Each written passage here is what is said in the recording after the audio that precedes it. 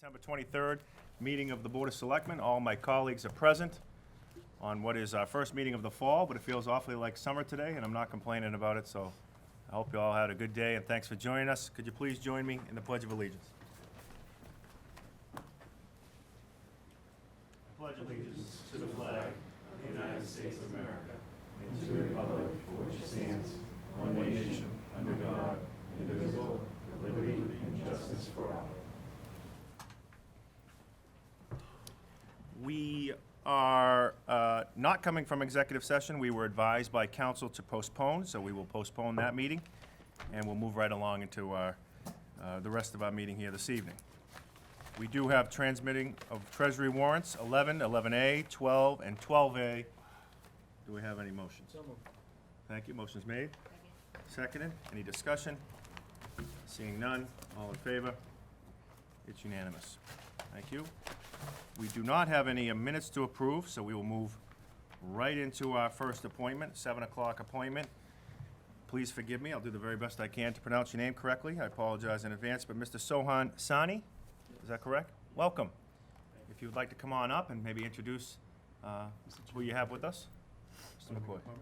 Yeah, Mr. Chairman, if I can make a quick comment, I want the record show that I have to recuse myself, obviously, of financial interest with the applicant. And if, Bev, if you can mark, I'm leaving I'm gonna actually leave the room, if you can mark 7:03. And if the manager's so kind to get me when I come back, if you can mark the time I'm coming back, so. Have a good day. Thank you. Thank you. And give Mr. McCoy a minute. Please be seated. So, gentlemen, you're here on behalf of Michael's Place. If you could, please introduce yourselves. And please do, I'm Attorney Joseph Edwards of Haverhill, Massachusetts. I represent the director who's here with us tonight, Sohan Sani, and Michael Place. Welcome. Thank you for being here. Thank you, good to be here. And perhaps our manager wants to introduce why we're meeting tonight, and then we'll give you an opportunity to say a few things, and we can Sure. ask some questions if that's okay. Yes, the purpose of this meeting is for the board to consider authorizing a change of officers and directors, and also alteration of licensed premises. So this is the purpose for the meeting. Thank you. And this is a public hearing, so we will have the opportunity to hear from the audience if anyone so chooses at the end. But gentlemen, the floor is yours. Thank you. The restaurant business was purchased by Mr. Sani family several years ago. I can't recall exactly when we came here, but 2015. 2015. So they've been there for about 4 years, and they closed it briefly to change the description. They added a bar, and other than that, the place should look about the same as it always did. And they added some offices, and they're not involved. The new offices are not members. They're members of the corporation as officers, but they don't own any stock or any percentage of the corporation. And they're all family members one way or the other. So we have Mira Ram, who is the president, and then we have Mohinder Badwal, Jasbir Sani, Sohan Sani, who's here tonight, and that's it. They're all, Mr. Sani here is a vice president. Secretary Treasurer is his brother Jasbir Sani. The treasurer is Mohinder Badwal, and the president is Mr. Bira Ram, who's working tonight. So we have all the information. I think we turned all the information in. I gave the green cards to the clerk this evening. Okay, yeah, I was gonna ask about the green card, so we're good on those, yep. They all came back too. They were all signed and came back. Thank you. Okay, are there any questions or comments from the board? Mr. Chair, if I could just Sure. inquire, I know the green cards, just for the point of order, were the return receipts of the notice to the abutters. If I could just inquire if any abutters are here tonight. Any abutters? Seeing none? I just wanted to know if Sure. anyone was here to speak. Sure. Mr. Eaton? Just a few, I know you had mentioned that it was gonna be, you've added a bar. What other changes should folks expect to see? They have a full liquor license. They've had that since they first took over the restaurant. And just to make it more convenient for some of the customers that might come in at noontime or they're in the evening, if the place is too full, some people prefer to sit at the bar, actually. I do, my wife doesn't, but that's the way it is. But it's there, and it's really a beautiful place. Mr. Sandy and his family they don't take any shortcuts. They do things the right way when it comes to running restaurants and that type of business. I think if you go there some night, that you'll be very pleased with what you see. Yeah, have the hours of operation changed now that you have a bar? No, Same? same hour. And I noticed you said you have changed your offices from, the offices changed from what? Because some of the names look the same. They're the same offices, right? Before, what was my brother Bira Ram only was all officer. Okay. He say he cannot handle all burden, this and that. So then we become on board, we become officer, but we don't own any stock or anything. But if we work, we have to put some hour, we get paid by company. And I keep hearing a name of a manager named Michael Zarella. Is he the manager or is? No, he's not manager. He's we hire as a manager running the place. So like when I'm off, so he be like in charge of it, not manager, in charge of. Okay. Like you hire one dining room in charge, one is outside kitchen in charge. So he's in charge of place. If any problem, we have to deal it. Okay, so he's not one of the No, named principal no, people? no. We pay him. Please. And I was also, I haven't been there yet. I drove by it a few times. It looks nice from the Thank outside. you. I have to go in it. Thank But, you. they tell me that there's a jukebox in there as well. Is that? That is company. Some company they have they put like you do over your phone. Somehow I don't even know how is the jukebox there. You can play game. You can play song in there. So I don't know if that involves an additional entertainment license for a jukebox or. Yes, yeah, just, so there would be a requirement for an entertainment license. Entertainment license for Yes, jukebox. that would be Okay. a separate application that you would submit and the board would consider at a separate date. Okay. Do you I want us thought to come back on that application? Well, I don't think that should affect the deliberation tonight, No. but that would be, the jukebox should not be operational until the Okay, no entertainment problem. license is We'll approved. get that in right away. so, but we do have TV there though. Entertainment, that goes on the Yeah, entertainment license. TV too. is not a problem. Okay. And I know that there was issues with the venting of the facility when you had it in the past. Has that all been corrected so that the Yes. hood and the venting, so that, Yeah. because I heard that there was a little bit of a closure because of that? Yeah. A lot of stuff we have to. Had to fix up, yeah. Yeah. So now we prove by all building inspector, fire inspector, health inspector, everything. Yeah, I is- saw that on Yeah, the packet.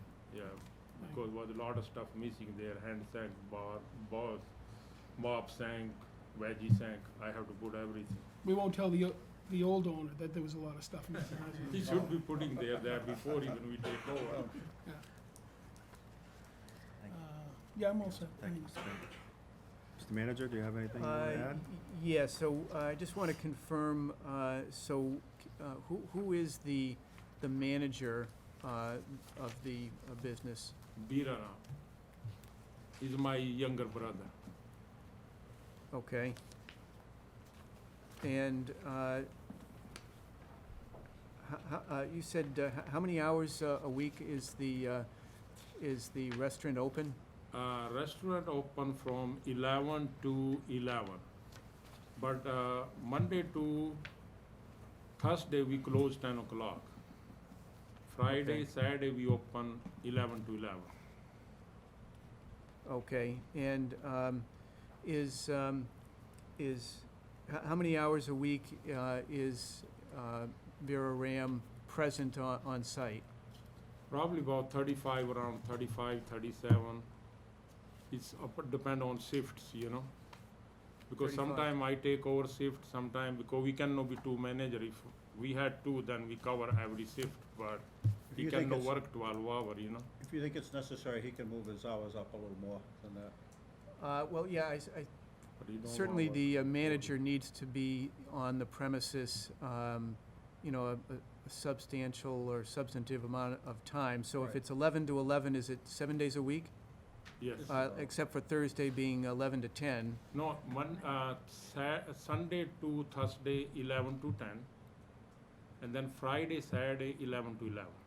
Okay, So so Monday to Thursday, 11 to 11, that's, No, Monday Friday to and Saturday. Thursday, 11 to 10. 11 11 to 10, okay, and then Friday Friday, to... Saturday, 11 to 11. Okay, 2 days.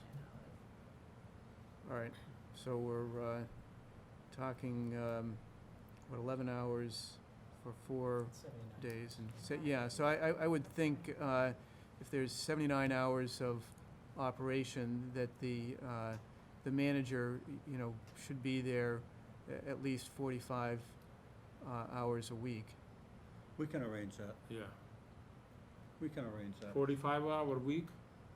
I mean, there's no hard and fast rule, but I think the premise from the ABCC is that the manager has to be on the premises for a reasonable amount of time That's there. correct.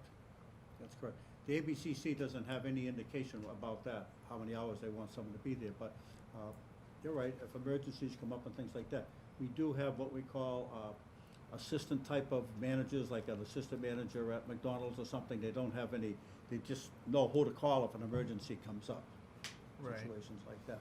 They know how to get in touch with Mr. Ram, they know how to get in touch with Mr. Saney, who is his relative.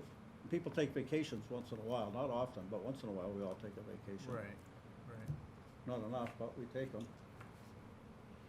Agreed. And so the restaurant, as I understand it, it opened, reopened on the 17th, Yes. September 17th, and then closed for, because of the ventilation issue. When was the closure? Well, this Sunday we open till 6 o'clock. Yesterday. Okay, So now for few days we gonna reset up, prepare because food run out and everything was soft opening. We want to see how's everything go. So everything working fine, and we restocking food and everything because food run out. We sold all food. Is there a problem there with the circulation system or anything? Oh, there was first time we opened first day, somehow one motor blew off, hood motor, okay, and smoke went in kitchen. It was a little fire alarm go off. right, Then fire department come, they cleared up. Then we didn't start that grill. We didn't open grill, only we work fry later because one hood was working. So we Okay. only did that and pizza. We Okay. didn't close. But Oh. there is 3 hood. Two hood was working, one wasn't working. okay. So the business didn't close at that No. point, it just disabled one of the Yes. units? Yeah, disabled, and we didn't run charbroil They because closed for a short period charbroil. of time, they ran out of food. Okay. So Busy. now today we close because we resetting everything, and Wednesday or Thursday we gonna do reopening again. So we set up all food and everything. We all food ran out everything, Okay. and I have to order beer and stuff, you know. Sure. Yeah. And I know in talking to Al Spalding, the building inspector, this afternoon, just checking in to see what the status was, he hadn't seen anything with regard to any work that needed to be done to that disabled unit. Is there, Yes. We did put new motor. Motor was burned, okay, and we put new motor in there. has the wiring inspector at all been consulted? I don't think so. Is because we change motor always. I have restaurant in every city. I don't think so. They need permission from any wire inspector or anything for that. If you think it's necessary, Mr. Hull, we'll take care of it, make sure that the inspectional services is aware of that and comes and makes the inspection.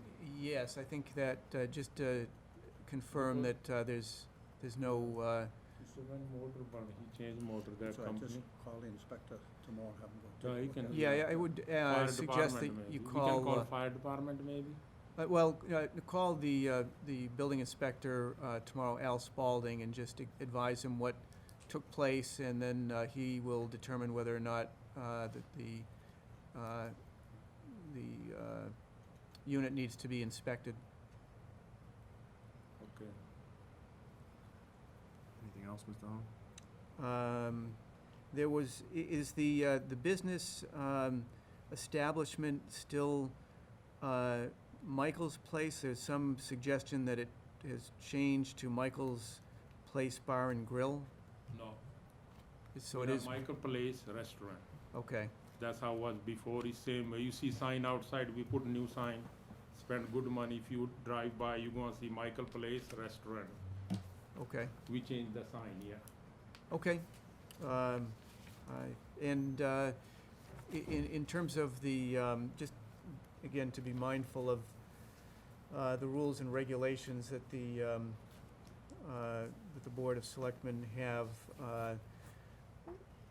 is there an expectation that any kind of dancing will occur in No. the? And no. Okay.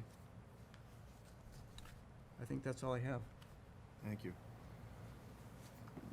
Anything else from the membership? And I was just gonna add that if you could follow up with the building inspector, that'd be great, and then let us know. And my only other question, so are you open tonight? You're open right No. now? So you're No. closed right now? So Yeah. when could residents expect to walk through your doors again? How many? When could the resident, potential customers expect to go through? We planning Wednesday or Thursday. Is it this? Okay, Yeah, so later this because week. we order food, they say they're gonna bring tomorrow, we have to prep and everything, and beer company say we can bring beer Wednesday. Because we don't want open, don't have, we was out of Sunday, like lot of food we was out, we telling customer, we only have fried food, we went restaurant depot, and that's no good. Okay, So we want prepare again full, and then we know what we need. okay. And, okay, so do we have recommendations about, Yes. from departments? I do, from the Police Department, Joseph Desmond, Chief of Police. Upon review, the Wilmington Police Department recommends approval of the alcoholic beverage license submitted by Michael's Place, Inc. at 110 Lowell Street, Wilmington. We have conducted a background check of the applicant and have found no records which would prohibit the issuance of the license. This Al Spalding, building inspector, this was submitted prior to the incident, but I find no zoning or building code violations for 110 Lowell Street. And then Shelley Newhouse, Board of Health Director, I recommend approval of the application for the alcohol license submitted by Simonbera, Inc., DBA Michael's Place located at 110 Lowell Street. Mr. Chair, I know we've asked the applicant to get a hold of Al Spalding to make sure the wiring is up to snuff. Can we also, Mr. Manager, could you also follow up with that to make sure that Al has been notified? I'd hate to have a full house of customers in there and something happen with the wiring and then there'd spark a fire and then there'd be an issue.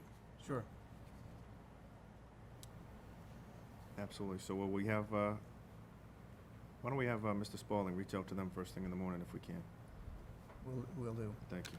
And the best number that Mr. Spalding can, who should he be talking to if he calls tomorrow? You can talk to me, Mike, or Biraram, you know. Biraram, my brother don't understand that much English. What's your phone number?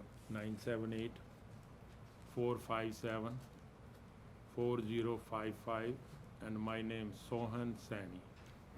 Sohansani, Sohan Sani. Yep, I'll have Al call in the morning. Call early in the morning, wake them up. Okay. Sounds good. So this is a public hearing. Does anyone have any comments or questions?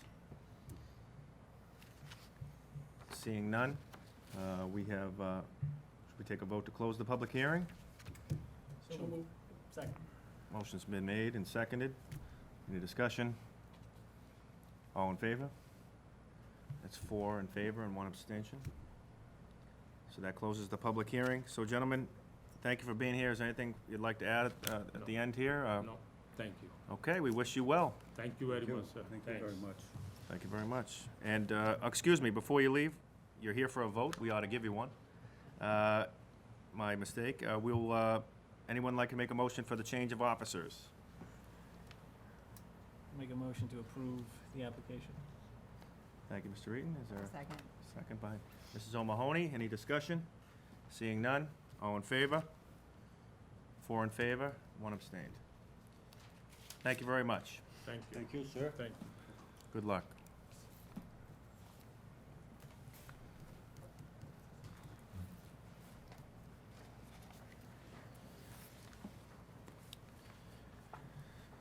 Okay. Sign this. If you don't mind getting Mr. McCoy. We will transition to our second appointment. We'll give Mr. McCoy a second to come back into the room. Give our friends at WCTV an opportunity to set up a brief PowerPoint for our next appointment. Thank you. Thank you. Everybody got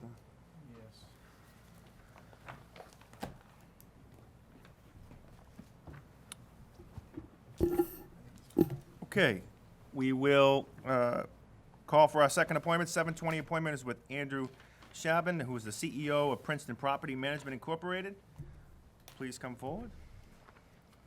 Thank you, Mr. Chairman. Welcome. Am I pronouncing your name correctly? Chairman, Shabin, welcome. And, we'll respond to hey you or whatever the chair so desires this evening. okay, I understand you have 2 or 3 slides. We'll pull that up, and while we're doing that, obviously, welcome, and I'll turn it over to the manager to maybe introduce how we came about this presentation tonight. Thank you, Mr. Chairman.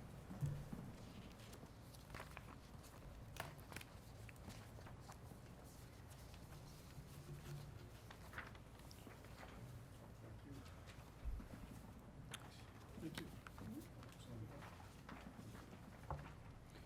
So just by way of information, I was contacted by Mr. Chabin back on September 5th. He had been speaking with the owners of the property on Jefferson Road and was interested in the prospect of whether the town would be interested in development on that property for apartments and potential affordable housing units. And I had suggested that the best approach to take would be to have a meeting. I asked Valerie Gingrich, the Planning and Conservation Director, and the board chair to come in, and we arranged a meeting which was held on September 16th. And we basically just listened to the ideas that Mr. Chabin put forward. And prior to the conclusion of the meeting, it was the chair's suggestion that Mr. Chabin be invited here to this meeting, since it was right around the corner, so to speak, in terms of timing, so that he could present his ideas to the Board of Selectmen and test the waters, so to speak, to see if the board would be interested in considering development of housing at that property. So that's really why we're here tonight, and with that, I'll turn it over to Mr. Chabin. Thank you, and just, again, thank you, Mr. Hull, and welcome. As Mr. Hull mentioned, it was nice to sit down with you last Tuesday, I think it was, and it was about 45 minutes that you gave us your presentation, and afterwards I thought to myself that we ought to let the public hear of this presentation and my colleagues, so please share your ideas, ask questions, and then we'll allow the membership to ask questions if that's okay with you. All right, the floor is yours. Thank you, Mr. Chairman. Thank you, members, for having me in. Good evening, Mr. Manager and Ms. Gingrich. I enjoyed our time together and appreciate the invitation to be here this evening. You will see from the very few slides that we have for you this evening, what we're bringing to you in essence is a blank slate. We're bringing you the blank slate because we do not want to come here with any preconceived notions. The one thing that I will do is give you some background on myself and the company and what we do, and that should lead us into the few slides that we have. And the goal this evening is to repeat, if you will, what we talked about with the manager, Ms. Gingrich, and the chair, and get a sense from you, the members, as to whether our idea holds merit. We think it does. We're excited about it, but we would like to really get a sense as to what the board believes. We are talking about 378 to 382 Middlesex Street, that sort of narrow piece. The property is owned by the Eli family. It stretches from 364 Middlesex all the way down to about 382. The pieces that we're going to focus on this evening are 378 to 382 Middlesex. Our company, Princeton Properties, has been in business since 1973. We still own the very first 24-unit apartment building that was purchased back then. My business partner, Jim Herscott, grew up in Lowell, has been in the Merrimack Valley his entire life, and we are long-term holders of real estate. We own and operate approximately 7,400 apartment homes, and we have a previous history, I think a positive history here in the town of Wilmington. We were the original developers of what is now known as Avalon Oaks West, and we were also the property managers for a time until it was sold for a property called Regency Place. We are a bit of a one-trick pony. We're in the multifamily space. That's all we really do. We own one office building that we occupy across from Drum Hill Ford on the Lowell-Chelmsford line, but other than that, the entirety of our company are apartment holdings, and that's what we're here to discuss with you this evening. If we could put up the second slide. What you'll see there are two apartment communities, our two most recent ones that we've constructed. At 276 Mill Road, actually, in Chelmsford, we have 108 apartment home design, 80% market rate, 20% of the property is affordable to residents of the town of Chelmsford at 50% of area median. This is a program that we are thinking that we would duplicate on the subject property this evening.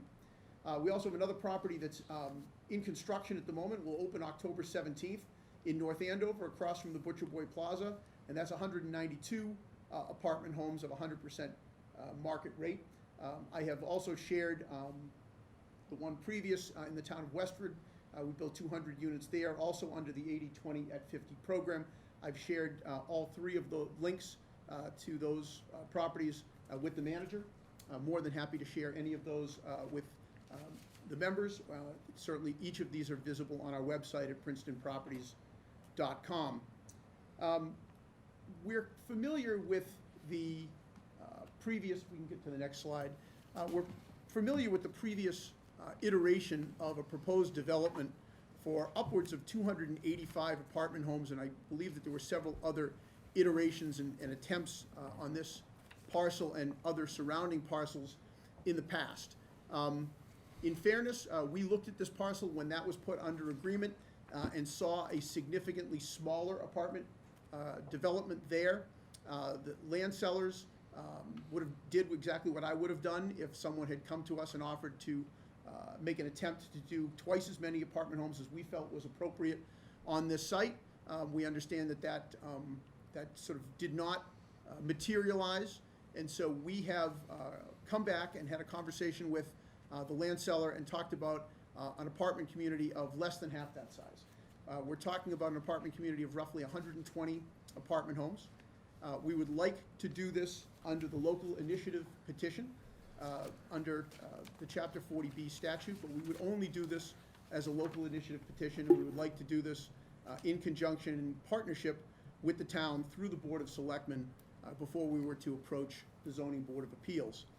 In summary, the local initiative petition is in essence a partnership, small p as opposed to capital P, but as a partnership between the Board of Selectmen as the representatives for the town and the applicant, so that we could put something together that provided a responsible economic development proposal for this piece of property. The property itself is, has a bunch of riverfront and has a bunch of wetlands associated with it. We're talking about these two pieces of property only. In the past, the office building that was here was talked about as being potentially in play. Also, other potential development here. We have left those to the side. Our intention is simply to develop the areas within the two red rectangles and to be able to do, we hope, would be two, potentially three structures, but probably two, one of which would contain some underground parking. We've advanced the thought process in the last week or so since we've had an opportunity to talk to the chair, the manager, and Ms. Gingrich, and we sort of, took some of the valuable advice that came from that, and we're really trying to narrow things down, stay and have as little impact as possible on riverfront or with any of the resource areas that are contained on the property in its entirety, and trying to develop on those areas that we think will frankly be the easiest and will be the least intrusive. So those are the two areas that we intend to focus on. As I said, we're talking about roughly 120 apartment homes. Our intention would be 50% of those apartment homes to be one-bedroom apartment homes, 40% two bedrooms, and 10% as three bedrooms, which is the minimum that is required by law to be able to develop an apartment community using this zoning tool. The key to opening up the viability of this property here, I think as many know, is that there is currently no town sewer there. In the North Andover property that I showed you a picture of a moment ago, we were successful in securing, together with a partnership with the town of North Andover, a $2.7 million MassWorks grant, which allowed us to widen Osgood Street, to put in sidewalks, traffic light, etc. Much larger component of traffic. The property also will encompass a different developer's 43,000 square foot retail component as well, and so we were able to secure a MassWorks grant together with the town. Here we would suggest a more modest MassWorks opportunity to be able to bring sewer from its current location up Middlesex to the property. We think it could not only do this property a world of good, but we also think it would open up other opportunities for our neighbors, for town-owned property, to be able to develop in a way that might be slightly more conducive to what it is the town and the abutters might like.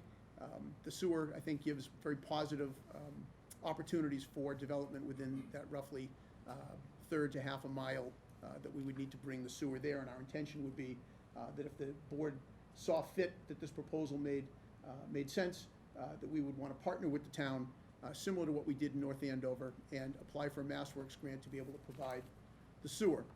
We're also cognizant that there are and have been potential issues with the MBTA and the train and sticking out, if you will, into the street, and we would be happy to, along with the land seller, try and work with the town and the MBTA to be a responsible partner in trying to help, to the extent that people believe that to be an issue, to help mitigate that through land that the seller has that we would likely not utilize for apartment development, but is certainly part of the overall development picture. As I said, we view this as strictly as a partnership. We really are not coming in here and saying to the town, this is something that we want no matter what. If the Board of Selectmen believe that this is something that makes sense, we would be happy to proceed. If the Board of Selectmen believes that this is something that is not in keeping with what they would like to see, we will be very happy to bow out gracefully. This is something that we'd like to do in a very cooperative way. We have no intention of doing this in any way in an adversarial way. We understand that the town's master plan does call for housing in this location. We're also understanding of the Ipswich River Basin and the issues of sewer throughout the town, and we have been so informed that the long-term sewer plan is for sewerage to be in this location to allow, if you will, for sewer and its effluent to ultimately end up in the Ipswich River Basin from this location. So we feel as if it meets what the town's master plan looks like. We feel that from a sewer perspective, it makes a lot of sense. The MassWorks tool is one we're familiar with. We like the real estate. We look at this sort of as main and main with respect to the ability to be on and off of 93. Our thinking with unit mix is to be in keeping with both the marketplace and to make sure that we're doing the best we can, if you will, and the least impact possible to be able to get a financially viable development there, hence the 50% one-bedrooms. So, Mr. Chairman, I've thrown a lot out. I know the members likely have questions. I appreciated your time last week and that of the manager and Ms. Gingrich, and we stand open for questions. Well, thank you very much, and I know I want to give my colleagues an opportunity to ask questions. I want to give the town planning director an opportunity to make comment if she'd like, and I want to thank you for being here. I appreciate your approach last Tuesday, and basically just received the same presentation that we did, and we are obviously faced with a challenge. We're in need of some affordable units. You mentioned that the previous proposal that I think called for something in the order of 280-ish units, or was not brought before this board, because I think the correct decision was made. It wasn't something that the town was willing to explore. Here we have a viable option that I think ought to be heard, and so I thank my colleagues for the opportunity to have this presentation made. And as I mentioned to you at the meeting, it may not go. So I really appreciate your recognizing that this may not be an option for us, but your willingness to be here and present this to us. And with that, I first want to give the opportunity to the town's planning director to make any comment or ask any questions on the presentation. Thank you. And I do have a question for you just to start, so that these units would count towards the affordable units that we need before the next census numbers come out. As long as they are, it depends on the timing, but yes, they, if it's 20%, a quarter, basically a quarter of the units of the rental units that are affordable, the entire project counts towards the percentage. So all of those units would count towards our subsidized housing inventory. They count as soon as a comprehensive permit is issued and recorded with the clerk, and then there are timeframes that have to be met to keep them counting. So there's 12 a year to pull a building permit. There's then 18 months to get occupancy, so they have to kind of stay on a schedule for them to keep counting. But yes, they would count towards our And they percentage. also fall under our inclusionary bylaw, our new inclusionary bylaw, which was passed in the spring. This would be a separate kind of avenue for them. So they would be actually providing 20% instead of the required 15% in the inclusionary. And just in the spirit of transparency too, you haven't pulled any permits, done any drawings, any plans? Okay. Nothing whatsoever, Mr. Chairman. Okay, thank you. I'll open it up for questions or comments from my colleagues. Mr. Kyra? You mentioned at the very beginning, does this hold merit? It seems to me as if it holds merit. I'm pleased to hear that sewage you'd pursue a Mass Works grant for that, to bring the sewer line all the way down. Hopefully it will extend out beyond the old Whitfield School, and we'd have sewer all the way through that area, which would be very beneficial. And I'm also pleased to hear about you mentioning the MBTA. There have been some issues with the train stopping on the track, and we're trying to convince the MBTA to put in platforms. They're saying that there's not a lot of use, so this could bring commuters to that station, which in turn could be a viable option for platforms that are well needed. The retail, I noticed in the bottom portion, there's some retail over there, and I'm very aware that retail is important to the town, and certainly to those people that own those businesses. Would you be keeping the retail underneath apartments, or would they be gone? I mean, I know that these are questions that you probably, I don't know if you've even explored yet, because you haven't. It's a very good question, Mr. Kyra. I think a lot of it depends on the willingness here. Under Chapter 40B, a certain portion of a multifamily community can have retail. They are up to a certain dollar value. Basically, it has to be the tail, it can't be the dog, for lack of a better word. And there are rules that go along with that. So we are open to having some retail there. As I said, we have truly a blank slate. We're in the housing business. If the retail were to go there, we would likely partner with a retail developer to take that piece of it over. Whether the existing tenants there would fit in that is sort of a long way down the road, Mr. Kyra. But at the moment, we have a blank slate. If ultimately, the town would like to see some retail as part of it. We are certainly open to it. You also made mention of the facility in Chelmsford. Yes. And that you'd like to duplicate that here. That's a three-story complex, it looks like, at least according to the picture anyways. But it's 108 units. Correct. So if you'd like to duplicate that here, I guess the question is, why are we going up to 120? Sure. I think 108 would feel a Excellent. lot better than 120. Excellent question. The front it's a three-building community. The front building is 3 stories, that's slab on grade. The other 2 buildings are 4-story with garage under parking. So it's placed on a hill, and so we've utilized the grade, if you will, for 2 of those 3 buildings. We used underground parking. Here, just based on the topography, our intention would be to do a little bit differently. One of the buildings would have underground parking. We're not sure yet if we would try and do 2 60-unit buildings, or we would try and do 3 40-unit buildings, or some configuration thereof. A lot of it will depend on wetland flagging and those kinds of things. We have programmed 120 apartment homes, if you will, into the purchase with the seller. If at the end of the day, the topography of the community and what comes across from this board means that we need to have a slightly smaller development, we'd have to go back and work with the land seller. But as I said, nothing is off the table. We come with a blank slate. We don't have a particular proposal in mind, other than what I've described. That's good, so I guess I could say it's not gonna be more than 120, but it could be less than that. It could be, the issue with making it any smaller than 120 is it creates a problem for on-site professional management. To be able to deliver the services that we would need to provide, to be able to justify new construction, you would want on-site property management, you want on-site maintenance on a regular basis. To do that, there's a critical mass that's necessary, and we found that 120 apartment homes is about the minimum. We have done one smaller in Chelmsford that's 108, because it literally is about 1.5 miles from our corporate office, which is at Drum Hill. That's not to say as I said, there's no exact science yet. Could it be a few units smaller? It could, but our programming is for 120 at the moment. Okay, then just a couple more.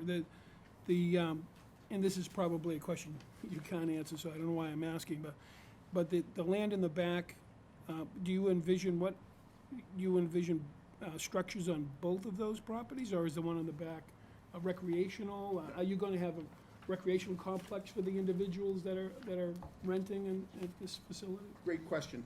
Yes, we would have buildings on both, in the area of both of the 2 rectangles to be able to generate the 120 that we've discussed. We've not done any engineering yet to determine whether it likely would be at least 1 structure here and here. This could be 2 structures depending on the riverfront area. And what we'll try and do is have the least amount of intrusion and the least amount of impact into the area where there are resource areas. So the goal here is to try and stay as far away from the resource areas as possible. That usually means height.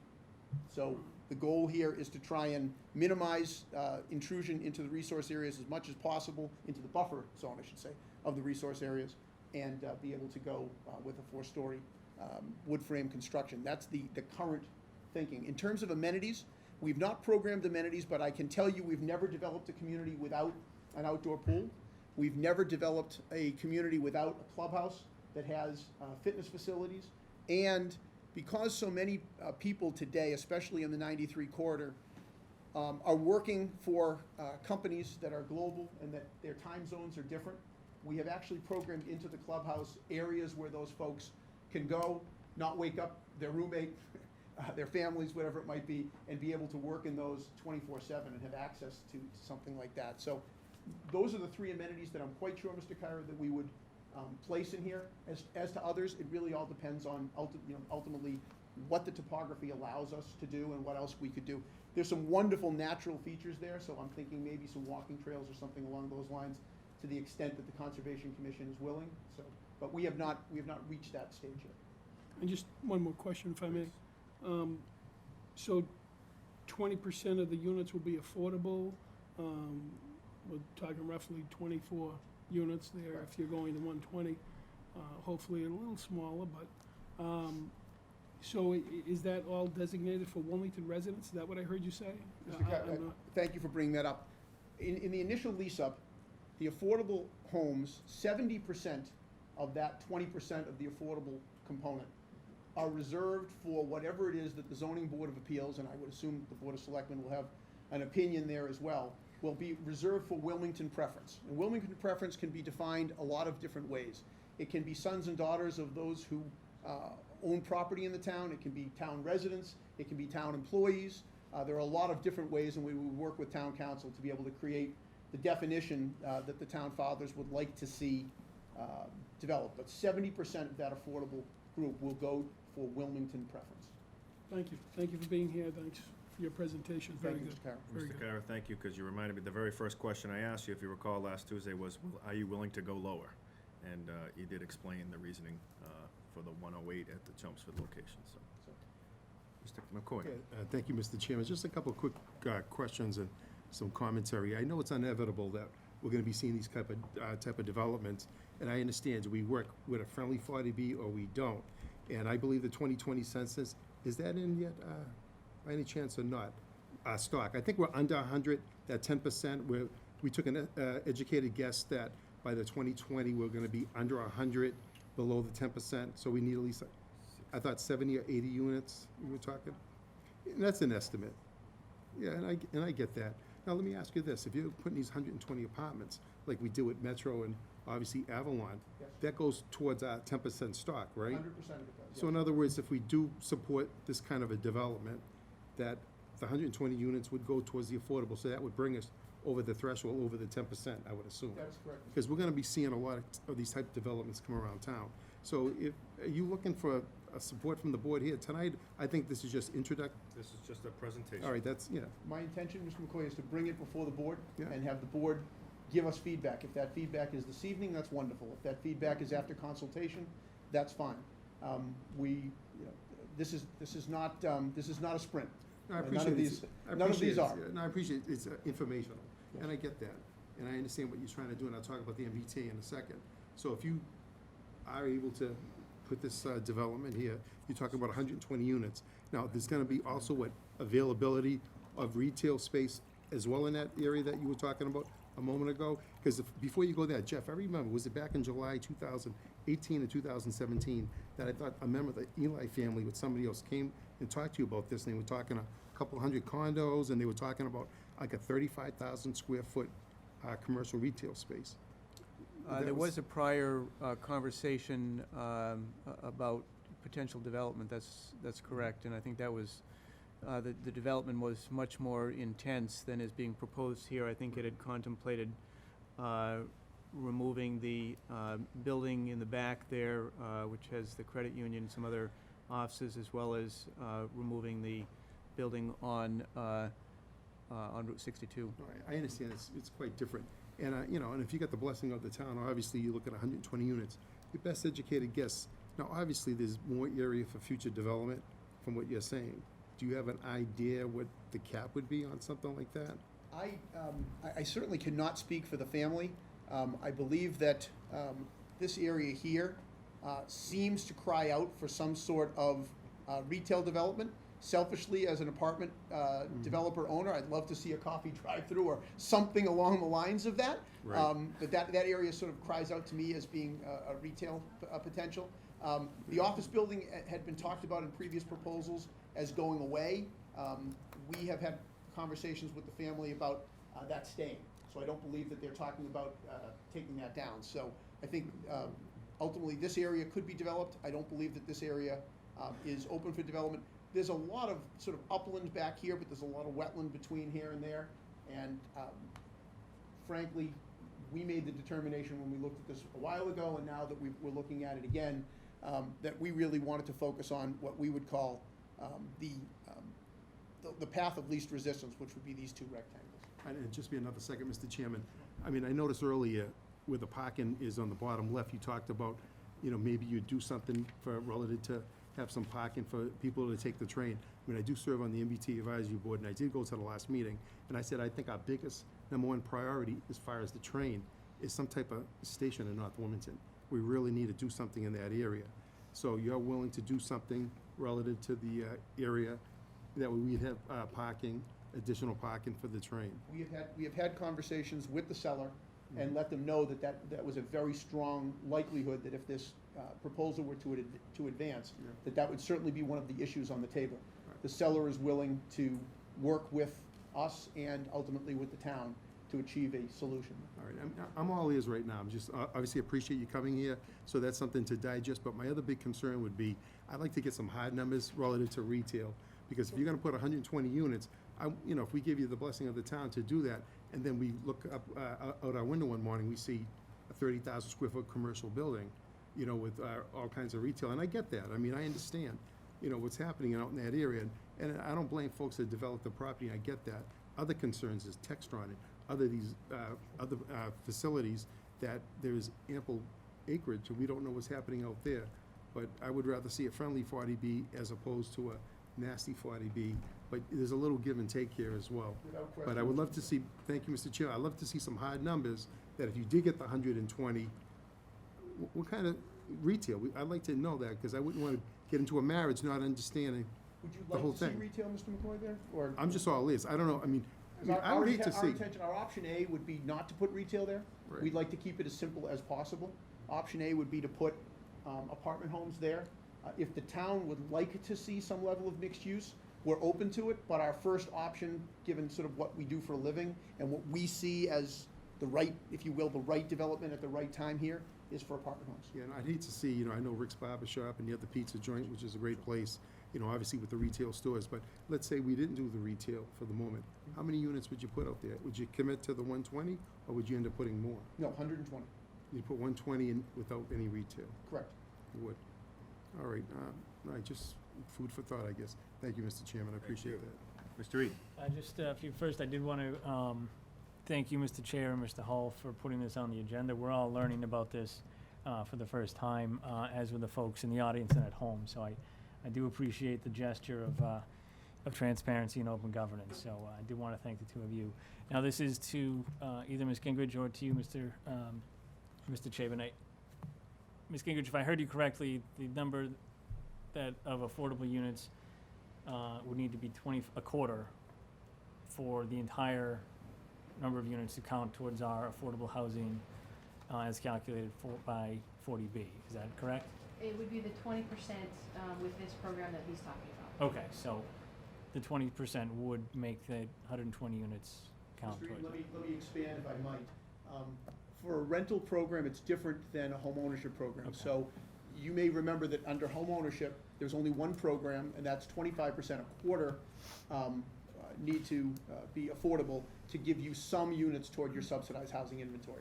The rental program, to incentivize towns to look at the rental program, there are two options. One is 75% market, 25% affordable, at 80% of median income, or 80% market, 20% affordable at 50. That's the option we're bringing before you this evening. 80% market, 20% affordable at 50% of median. Okay, so That would allow 100% of the units to count toward your subsidized housing inventory. okay, so when you say 50% of median income, what you're saying is actually the 20% of units that would be affordable Correct. would be actually even more affordable than if it was a 25%. You could do 75-25 at 80, or you could do 80-20 at 50. Okay. We prefer the 80-20 at 50, and there's a whole variety of reasons. I Okay. don't want to take up your agenda, Mr. Chairman, as to why, but that's certainly our preference. Okay, so I know that this board has had several discussions for many years about affordable and what the definition of affordable and the state's definition of affordable not being the real people subjective definition of affordable being what can I afford. We share that view, so Mr. Eaton. I do appreciate at least this is certainly preliminary, but the structure to actually allow it so that it's more affordable for the folks that would be in it. And I do appreciate the willingness to engage in some sort of local preference for residents that are here. I did want to acknowledge that one of our state representatives, Dave Robertson, is here, and I don't mean to put you on the spot, but I'm going to anyway, because that's usually what I do when you show up, Mr. Robertson. But I do know that there is a 2-year safe harbor for communities that fall underneath the 10% threshold for affordable housing inventory. And based on the timeline that we would be dealing if this were to go through, it seems like there's really not much of a margin for error for hitting the 2020 census numbers. understanding that I am very much putting you on the spot with something that is very amorphous at this stage, is that something that we would be able to get a safe harbor for 2 years, assuming that, because, and I don't mean to disparage your profession, Mr. Chapin, but sometimes hiccups happen in development. Understood. Right, and it's a great question, and I appreciate you asking that, especially because with kind of a tentative economy, there's a bunch of discussion going on with not just the local housing outlooks, but the entire state and national outlooks on housing development. So in terms of economic downturns, the state's usually quite adept at granting municipalities and localities freedom to extend such permitting and any issues that Princeton properties might come up with. As for the safe harbor, typically that usually requires development of a plan of sorts and actions towards the plan. So are you Enacted an inclusionary zoning bylaw help Right. towards that? Correct. Now, is there something in particular that I guess you're saying a if you hiccup wanna- with this specific project, or is it more of the overarching? If you want to boil down what I'm asking, Mr. Please. Robinson, and again, it might be a question that doesn't lend itself to a yes or no answer at this point, but if we were to fall below the 10% threshold and then otherwise subject the town to not just a friendly 40B, but any kind of 40B that comes in and does what they're gonna do, Yes, sir.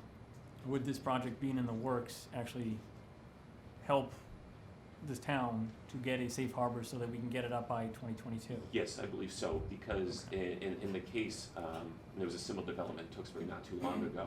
The development of that led credence and shows a faith effort by the municipality towards that goal and helped Yeah. kind of stave off some potential hostile. And these were only rumors at the time, but there's potential rumors of hostile 40B developments over there. And I can absolutely check easily tomorrow with housing to ensure that within the actual legal framework that this specific case would, but I believe that yes, it indeed would be beneficial to the Okay. town based off of our current discussion thus far. All right, thank you, Mr. Robinson. My pleasure. I did have a couple questions, and I want to recognize that, again, this is very preliminary. With the buildings, I believe it's 282 Middlesex, kind of the lower right quadrant that you have up on that screen. Yes. The existing retail, that would be something that would be demolished or would it be retained? We have, I guess, a lot of it will depend on what we find once we get out into the field and look at the wetland flagging and how much of the area behind in here we can actually get. Economics will ultimately dictate that, Mr. Eaton. There's also potential, as Mr. McCoy and Mr. Kyra pointed out, to potentially relocate either some of these businesses or some retail underneath, again, depending on the preference ultimately of the board. It's our thought process that we would, ideally love to keep some retail frontage here with existing. I don't know ultimately if it will be possible.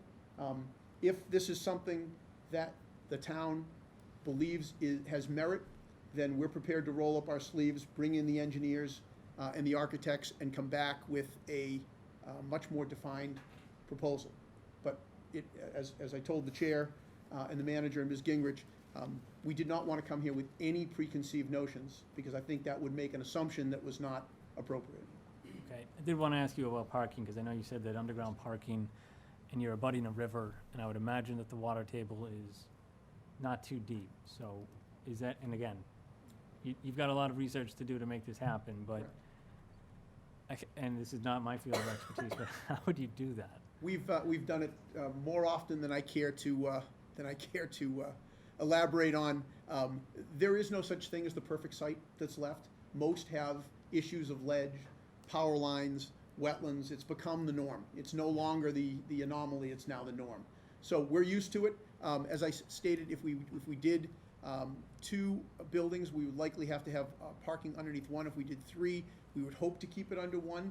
We're using sort of GIS mapping and a few other things to make some assumptions, Mr. Eaton, at the moment, but there's nothing like getting out in the field and actually figuring out where it can be and seeing what ingenuity will allow. But just from a yield analysis, we know we will have to have some parking under the building, otherwise we won't be able to get the density that's necessary for us to be able to make an economic business deal with the land seller. Okay. And lastly, I think probably more commentary than a question, but some of my colleagues had mentioned a previous proposal at this site, and I had went back and dug through some old emails, and soon after I'd gotten elected in May 2018, the town manager had sent an email to the board, as it was then constituted, because there was another possibility for this property. And that email had listed 365 units on that property. And this is a third of that. And I recognize that the state's solution to the legitimate need to provide affordable housing is the framework that Chapter 40B creates. And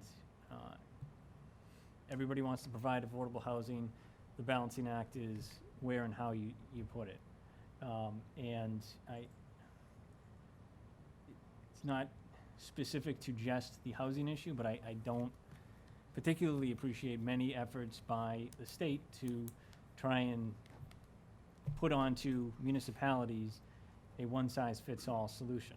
I don't agree with a lot of attempts to try and take away local control, because that really takes away the residents that live in each municipality's ability to say what they want their town or city to look like. That being said, we are all kind of doing this and having this conversation under the cloud of a 40B development that isn't going to be 120 units, and we'll work with you to have a local preference. We're probably looking at something more like 365 units there and a couple hundred units somewhere else, and then somewhere else, and all of a sudden the traffic issues that we have now have just exponentially grown. So I do certainly appreciate you coming here and the tone of your presentation as being someone who's willing to work with the various boards in town and also the folks in town, because affordable housing, I don't know the last time I've been to a town meeting when someone has not made a comment about affordable housing and the need to provide affordable housing options. This seems a lot more palatable to me than some of the alternatives. Again, we all have to kind of play by the rules of the game that we're in, and the state has chosen that 40B is the framework within which we have to make decisions. So I'm always wary of bigger developments, but this is certainly a lot less imposing than it certainly could be. So I do appreciate you coming here. And again, I do appreciate the chair and Mr. Hull for making sure that this conversation was done in a public setting. So thank you for your participation in that as Thank you, well. Mr. Eaton. Thank you, Mr. Eaton. Mrs. O'Mahony? Hi, Mr. Chapin, Joe Marie O'Mahony. We actually, Mr. Hull did give us the links that you had shared.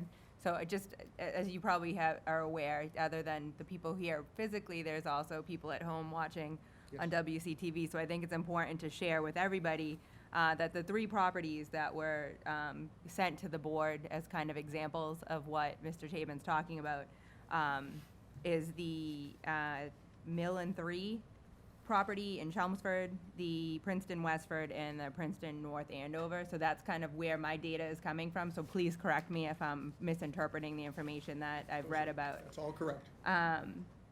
So the first thing I kind of wanted to point out was, when we say affordable housing, I know that there are people asking if it's truly affordable. And again, based on my kind of rudimentary research of your properties, a 1-bedroom unit ranges from $1,750 in North Andover up to $2,199 in Westford.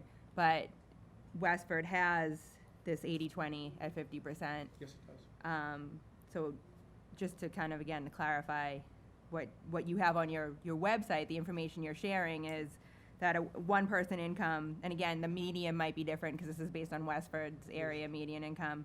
A person making under $33,600 could get a 1-bedroom for $760 a month. So I think it's important to put that out there, because if people do what I did and research your properties, they're beautiful properties. But I don't think, a person looking to downsize in Wilmington from their home is going to think it's affordable to pay $2,000 for a 1-bedroom apartment. So I wanted to put that out there first, that the affordable units that you're speaking of would not be that amount. It would be less than that amount. Significantly less. 80%, 4 out of 5 would be market rate, 1 out of 5 would be the affordable as you referenced. So I wanted to make that clear, because I didn't want a panic to ensue, because it is, I mean, when I'm looking at the 2-bedroom, amounts, that's almost a mortgage for some people, and I understand why people would choose to rent instead of buy. There's all kinds of considerations, but I didn't want, when we're saying affordable, I didn't want that to be a concern. I did want to ask you, the North Andover property, it looks like originally it was going to be 150 units and ultimately ended up at 192. What was going on in that property that had that change? Sure. It's actually 160. Okay. And that went to 192. Okay. It's a rarity in this business that ultimately a town and a developer decide that they want to build more housing than originally was proposed than less. Much of it had to do with the ability to get the MassWorks grant. Okay. And the 192 apartments and the 43,000 feet of retail that's in front, that amount added to the existing traffic count allowed us to reach the trip point, if you will, or Okay. the warrant is what they referred to it as, to be able to justify the state to provide a MassWorks grant that allowed for the traffic light. Okay. And ultimately, in that particular location, there isn't a traffic light for a pretty good long stretch, and there's a significant single-family subdivision of some old farms that are across the street. And a traffic light was paramount to the ability to open up development there. And so ultimately, we needed the correct number of apartment units and the correct number of retail square footage to be able to get the MassWorks grant there. So our original proposal was 160, and I think a little more than half of that for the retail component. It was raised, in essence, to be able to get to the trip point, to be able to qualify for the MassWorks grant. Okay, so that leads me into the MassWorks grant. Yes. It sounds like a great program that would help the town be able to extend sewer. What happens, have you thought of an alternative if for some reason we wouldn't qualify for the MassWorks grant? What would be a plan? Would it mean that this project is completely off the table? No, it wouldn't. As you referenced the Westford project, that property is 200 apartment homes, 80% market, 20% affordable, same program that we're talking about here. And that property, because the town of Westford has no town sewer, actually operates with an on-site wastewater treatment plant. Okay. And so, again, can we justify a wastewater treatment plant over only 120 apartment homes? Time will tell. Does the soil out there, will that accommodate a wastewater treatment plant? Time will tell. It's clearly option B. It would Okay. not be our first option. Our first option would be, as I outlined, to be able to look to the state for a MassWorks grant. I think there are other compelling reasons for the town to support that as well in that stretch that's on Seward. As I mentioned, there are certain areas within the town, as we understand it, where sewerage ultimately is intended to flow within the Ipswich River Basin and in the constraints that the town is under. This is one of those properties that would allow for that. So I think that a case for a MassWorks grant here makes a lot of sense, not just for our development, for a bunch of other reasons. Okay, and then my final question. In looking at those 3 properties, they're all 3-story and 4-story buildings. Correct. A concern that had come up with a business that was attempting to develop in the same area was that it was going to be 3 stories, and that didn't fit into the essence of the area, for lack of a better word. Sure. And I understand engineering obviously is a factor in your cost. Do you have the ability to modify your plans if, the zoning board should come back and say that, at least the street front building would not be able to be more than 2.5 stories or whatever they came back with? Do you have wiggle room in your planning so that it wouldn't have to necessarily be 4-story structures if that's what the zoning board decided? It's a great question, and it's one that came up when I met with Ms. Gingrich, Mr. Hull, and the chair. If we, pure geometry, if the lower the buildings are, The wider it goes. the wider and the more area on the ground ultimately gets taken up, and therefore, that sort of crams everything, including exponentially the parking. Because as you go up higher, some of that land ultimately can be used for parking. The more we spread out, that means that the more intrusion potentially onto areas that are in the buffer of resource area. And so those are the 2 things that we'll have to play off against. Do we have wiggle room? Of course we have wiggle room, because we don't have anything on the board yet. It's truly a blank slate at the moment. So for me to say that there isn't wiggle room would be completely inflexible. Ultimately, it will depend on what the engineering is on the ground, and the trade-off that we all would have to make is height more important, or intrusion there? Can we, be in the buffer zone and still protect the resource areas correctly at 3 stories? The economic realities of being able to acquire land and be able to build multifamily dictate a certain density, as we talked about, as well as professional management, what people who are paying those rates that you quoted, which are absolutely accurate, that what they'll expect, and they'll need on-site management to be able to live up to those we will need management to be able to live up to those expectations. So nothing is etched in stone. If it were 4 toward the back and 3 toward the front, and it could fit, and we could get the density, we certainly are here to work with everybody. A lot of it will depend on, if we have the ability to roll up our sleeves, we will roll up our sleeves, and we will work with Ms. Gingrich and be able to lay everything out. The good news about a process like this, we believe, is completely an open book. There's no, the engineering will be the engineering. We'll lay out the alternatives, and as I said, this is a partnership with a small p. We'll put that in front of, everyone, whether that's the Board of Selectmen, the zoning board, and the planning staff, and see what makes common sense. Okay, and I have one more final question. I know that I said the last one was my final question, so I'm a big fat liar right now, but North Andover's not open yet, or is just about to open, or has just First opened? occupancy will be October 17th. Okay, so how do you, the affordable units, There are right? no affordable units Oh, in North Andover. So in Westford, let's just go back to Westford as the example. How did the affordable units, do they get filled first, or are they at the very last phase? Nope, they are actually done through a lottery process. So the way the process works is you hire an agent. It can be the housing authority, it can be a private company, it can be anyone ultimately that the zoning board of appeals, in this case would be the permitting authority, would include in the permit. And they would oversee that 70% lease up Wilmington preference. Okay. And depending on ultimately what that Wilmington preference looks like, that monitoring agent will conduct a lottery based on those parameters, 70% Wilmington preference with those categories there. Those folks will have to apply, just like anything else. They'll have to show a demonstrated credit history, et cetera, regardless of how much money they pay. Mm-hmm. And there's a very strict criteria that everyone goes through, regardless of whether it's market rate or affordable.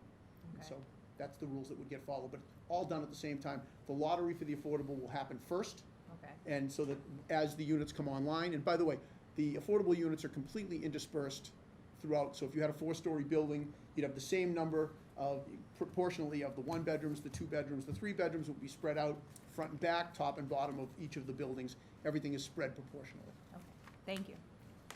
Thank you very much.